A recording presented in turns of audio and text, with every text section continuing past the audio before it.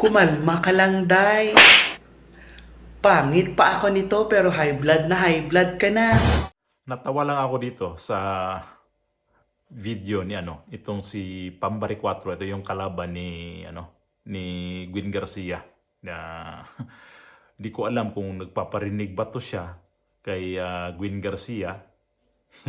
Matawa kayo nito pag napanood nyo to kasi kung napanood nyo na to, nakakatawa talaga kasi ang tono niya nito ay Ilonggong-Ilonggo. Samantala to siya ay Cebuana. Si Gwin Garcia kasi ngayon, kasalukuyang suspendido to siya sa ombudsman at hindi to siya bumaba sa kanyang pwesto. At ang masaklap pa nito ay ayaw niyang bumaba. Nagpa-press con pa kanina. Kaya ito yung si Pambari 4 na nakakatuwa kasi halo ba talagang asar o hanggang langit na yata ang galit nito ni Gwin Garcia nitong si Pambari 4 kasi patawa, pasok ko muna yung video kasi tawa ko ng tawa dito para makita nyo rin, share ko lang ha. Mamaya tuloy tayo yung reaksyon nito. Kumalma ka lang, Day. Pangit pa ako nito pero high blood ka na. Paano pa kaya kung gumanda ako?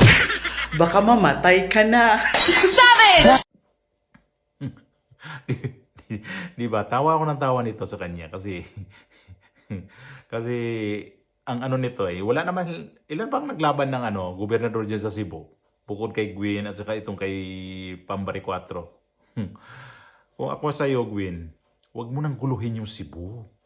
Umalis ka na lang yan dyan kasi pangit tingnan eh.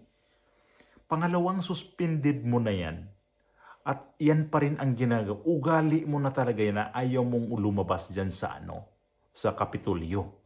Malis ka na dyan kasi nakakahiya na sa mga tao. At inuulit mo na naman yan noong nakaraang 2012 na sinuspindi ka. Yan, dyan ka dyan ka nagtago. Hinostage mo yung Kapitolyo. Ngayon, i-hostage mo ulit. Ngayon, si Pambari 4, ito yung ginawa lang nito ngayon niya. Ito si Pambari 4, pasayaw-sayaw. Ito, pa TikTok. Wala, chill lang. Wala lang siyang, basta enjoy lang ako dito sa aking kampanya. Wala akong dyan, may kalaban ako dito sa aking mga pangangampanya. Di, sige lang. Basta akin dito, chill lang ako dito. Ito yung klaseng mga ganitong politician pag ganito. Parang imbis na nasa nasa kampanya, parang hindi niya siniseryoso ang kampanya pero makikita natin na mayroon siya talagang intensyon na baguhin talaga ang sistema sa Cebu. Kaya ang ginawa ngayon sa kanyang kandidatura ni itong si Pambari 4, ayan, kung may tatawag sa kanya mag-interview, pa-interview siya. O kung wala siya sigurong masyadong sa kampanya, ayan, pa TikTok. Kung masundan niyo itong mga social media nito niya, nasa TikTok, nasa Facebook, na maano ka rin sa kanya kasi chill na nga lang siya. Although hindi naman ako nag-follow sa kanya. Pero mapanood makikita mo lang, maghalongkat ka lang sa mga video dyan makikita mo naman si Pambari 4 na chill lang sa kanyang mga ginagawa. At hindi naman to, ito kasing klaseng mga ganitong, makikita mo yung tao na hindi talaga politician. Kasi ito siya, hindi naman to politician. Kaya, ang ginagawa niya dito ay, ganyan lang, patiktok-tiktok, sasayaw-sayaw. Kaya ito naman, ginagaya niya yung tono ng Ilonggo na nakakatawa nga lang kasi hindi naman to siya Ilongga. Ang ginagaya lang talaga niya yung style ng mga Ilonggo na mamatay ka na lang pag gumanda ako. Ayan, Gwin Garcia. Hindi yan para sa iyo ha. Ang lang doon ay kaming nagre-react dito sa sitwasyon niya sa Cebu. Pagpatuloy mo na i-hostage ang Kapitolyo na hindi ka bababa dyan, na sabi mo ay para sa taong bayan sa Cebu, hindi yan para sa taong bayan, Gwin Garcia. Sarili mong interest, bakit ayaw bumaba dyan? Kung wala kang kinatakutan, wala kang problema na nasuspended ka, bakit di mo pahayaan ang ang hustisya na mag-solve niyan? Ibigay mo ang mandato sa iyong vice gobernador para mas smooth sailing yung ang Cebu. Hindi yung pipigilan mo ang pangyayaring yan kasi hindi maganda yan. Gawin mong crisis ang Cebu. Naman, gayahin mo to si Pambari 4. Na chill lang. Ang politika, Gwin Garcia, hindi mo talaga pwede na habang buhay nandyan kayo.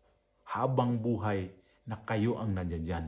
Habang buhay ka magsilbi sa mga taga Cebu, hindi yan. Imposible yan. May hangganan ang lahat. Hindi ka pwede na ang iyong ginagawa ngayon dyan ay sabihin mo para sa mga taga Cebu. Hindi. Sarili mo interest ipaubaya mo sa iyong vice gobernador para wag mo pahirapan ang mga tao. Kung totoo kang politician, totoo kang naglingkod sa mga tao, paglingkuran mo yung mga tao, pabayaan mo. Ibigay mo. Bitawan mo yung posisyon mo dyan. 6 months lang naman Ano mawawala mo sa 6 months? Sabagay, wala kang sweldo. Ang yaman mo na Ito si Pambari 4, palagay ko, malaking lesson na rin to na nangyari ngayon sa itong kay Gwin Garcia. Nakikita niya to na, hindi pala pwede ganito. Kasi compare naman natin sa dalawa na to, na si Gwin Garcia, abogada. Ito si Pambari 4. Hindi ko lang alam kung anong degree ang hawak nito kasi hindi ka naman pwedeng hawakan mo yung Cebu kung wala kang pinag-aralan dyan. Cebu yan, na probinsya ng Cebu.